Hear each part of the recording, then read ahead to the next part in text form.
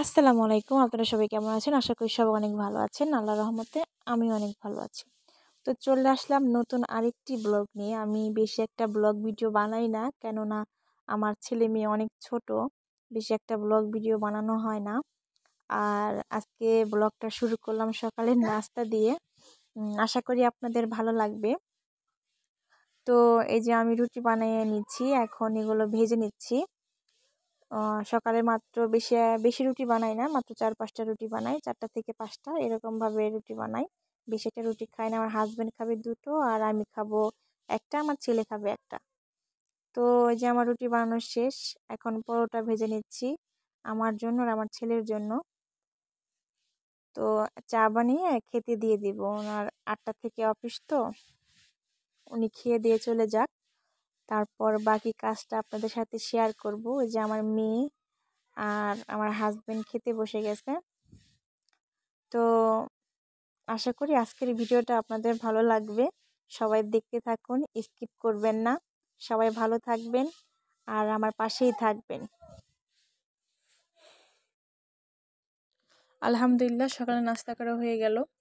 আর এদিকে আমার মুরগির বাচ্চাগুলো চেঁচামেচি করতেছে, তা ওদেরকে খাবার দিয়ে দেই।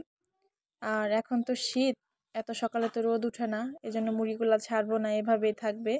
রোদ উঠলে তারপরে মুরগির বাচ্চাগুলো ছেড়ে দিব। আর শীতের দিনে মুরগির বাচ্চা এমনিও বেশি একটা বাঁচে না। আমার মুরগির বাচ্চা অনেকগুলো মরে গেছে, যে নিচের মুরগির মাত্র 2টা বাচ্চা আছে, 7টা বাচ্চা ছিল। তো এদিকে ঘরে আমার হাঁস আছে, 3টা হাঁস ছিল, এখন মাত্র 2টা হাঁস আছে। তো এদেরকেও ছেড়ে দেই। আর এই পাশে একটা মোরগ আছে, বড় মোরগ। 2টা মোরগ ছিল, একটা মোরগ জবাই করে খেয়ে ফেলছি, আর একটা মোরগ আছে। তো হাঁসকে খাবার দিয়ে দিলাম, এখানে ভুসি, কুড়া, তারপর আপনার ভাত, এইসব দিয়ে ভাতগুলো মেখে দিচ্ছি। বাসি ভাত ছিল, হাঁসকে দিয়ে দিলাম। আমার হাঁস মুরগি পালতে অনেক ভালো লাগে, কিন্তু আমাদের বাসা অনেক ছোট, হাঁস মুরগি পালার স্পেস নাই। যা কিছু পালি মানে আটকিয়ে রেখে পালতে হয়, নাহলে আমার বাবা বকা দেয়। হাঁস মুরগি এখানে ওইখানে পায়খানা করে রাখে, এর জন্য। তো কার কেমন লাগে সবাই প্লিজ বলবেন, সবার কি হাঁস মুরগি পালতে ভালো লাগে কিনা আমার মতো। তো এই 2টা হাঁসই আমার কাছে অনেক সুন্দর লাগে, মাশাল্লাহ। তো আর একজোড়া কবিতর আছে, এই যে এই কবিতরদের আমার হাজব্যান্ড টেক কেয়ার করে। সকালবেলা খাবার দাবার পানি সব কিছু উনি দিয়ে যায়, আর রাত বিকালে আমি দিই। এই যে একটা মুরগির বাচ্চা হঠাৎ করে মরে গেল, অসুস্থ ছিল। এবার এদিকে আবার এক ফাঁকে আমার ছেলেকে রেডি করে দিলাম, এখন যাবে আমার ছেলে মাদ্রাসায়।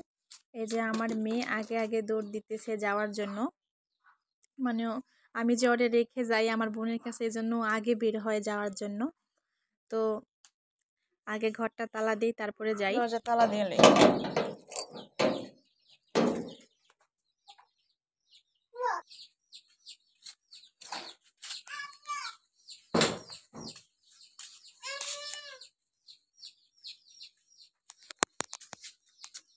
যাও যাও যাও যাও, গেট খোলো আস্তে আস্তে। গেট খোলানোর জন্য মারামারি লাগাবো, ব্যথা ব্যথা পাইবা, এদিকে আসো।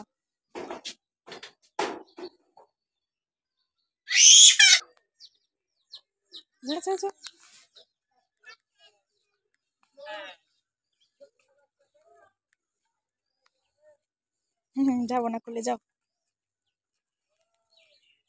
আসো আসো আসো আসো, এই যে মেয়ে সাই, আমি গেলাম গা, যাও যাও যাও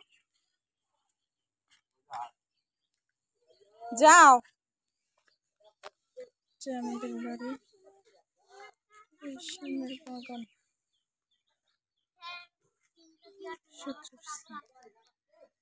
যারা খেলাপাতি খেলতেছে সকাল সকাল। আজকে স্কুল নাই ঐশীর, যাও।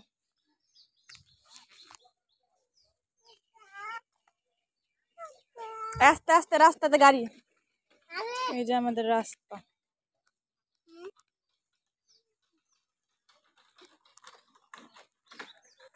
এই যে ভিডিও করি, এদিকে যাও। যাও যাও, আর একজন মধ্যে 1 লাখ লাগাইতেছে গা।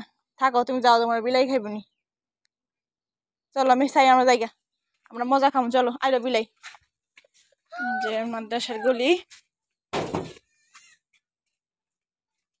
যাও সাইম, যাও তুমি, যাও যাও, হাঁটো,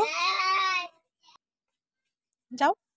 যদি ভাই বোন যায়, এটা সাইমের মাদ্রাসার গলি, একটা বাসার ভিতরে মাদ্রাসা, ছোটখাটো। আমার বাড়ির পিছনেই, ঘুরে আসতে হয়। এগুলো সব বাসা বাড়ি। এই যে এটা হলো সেই মাদ্রাসা। এই যে চারপাশে শুধু বাড়ি আর বাড়ি।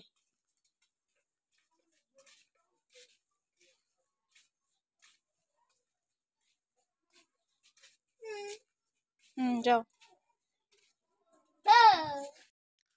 তো চলে আসলাম মাদ্রাসায়, আর এই মাদ্রাসায় আমার ছেলে পড়ে। তো এখানকার পড়ালেখা ভালোই, মোটামুটি খারাপ না। এখানে 20 থেকে 25 জন ছেলে মেয়ে লেখাপড়া করে। একসময় এটা বাসা বাড়ি ছিল, এখন মাদ্রাসা বানাইছে, ছোটখাটো একটা মাদ্রাসা বলতে পারেন। তো আজকের ভিডিওটা এই পর্যন্তই। কার কেমন লেগেছে প্লিজ সবাই বলবেন। আর যাদের ভালো লেগেছে সবাই একটু লাইক, কমেন্ট, শেয়ার এবং সাবস্ক্রাইব করে আমার এই চ্যানেলের পাশে থাকবেন। সবাইকে ধন্যবাদ আমার এই ভিডিওটি দেখার জন্য। আল্লাহ হাফেজ।